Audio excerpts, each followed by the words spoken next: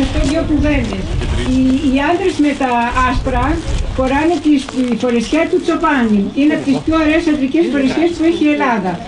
Με τα μαύρα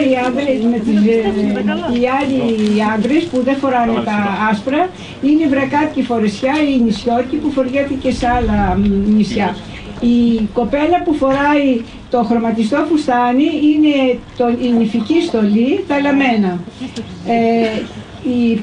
Τα κορίτσια με τα σκούρα φουστάνια και τον ποδόγυρο το πολύχρωμο είναι η καθημερινή και η σκολιανή σκυριανή, τα κουτνιά. Παίρνουν την ονομασία από το ύφασμα του ποδόγυρου.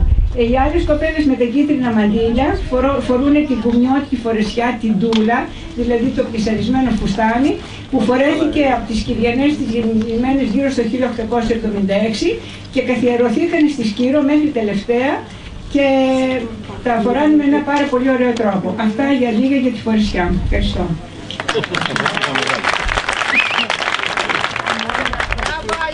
Ευχαριστούμε ό,τι κάνεις για τη Σκύρο. Να είσαι καλά.